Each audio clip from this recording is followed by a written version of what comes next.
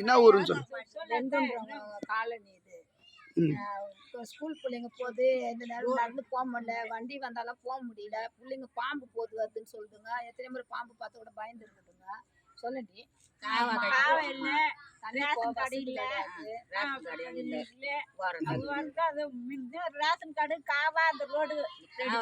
எவ்வளவு தூரம் நீங்க நடந்து போனோம் ரேஷன் கடைக்கு? இங்க எவ்வளவு பேர் இருக்கீங்கம்மா? எவ்வளவு பேர் இருக்கீங்க மொத்தத்துல? 800 பேருக்கு இருக்கும். 1000 பேருக்கு நிறைய இருக்குது, வீடு இருக்குது, காடு 1000 காடு இருக்குது. காடு 1000 பேர் இருக்கிறாங்க. நீங்க சொல்லிருக்கீங்களா அந்த ரோடுக்கெல்லாம்? சரி, ஓகேம்மா. சரிம்மா. ரேஷன் கடை, ரோடு, காவா எங்க இருந்துமா? இங்க இந்த ஸ்கூல் பசங்க ஏத்தி போறதுக்கா வருமா? அது மாதிரி எங்க அதனாலே இப்படி சுத்தி இழுத்து வராங்க. இந்த ரோடு சரியில்லை, இப்படி போயிட்டு அப்படி வராங்க. சரி சரி சரி. இன்னொன்னு என்னன்னாக்கா, இந்த மாதிரி ஊருக்குள்ள வந்து மழை பெஞ்சாங்க தண்ணி தேங்குது. இதுல இருந்து காவா தண்ணி தேங்குது. எங்களுக்கு காவா சீர் பண்ணி பெருமாள் கோயில் அது அந்த ரோட்டை அது வரைக்கும் போவோம்.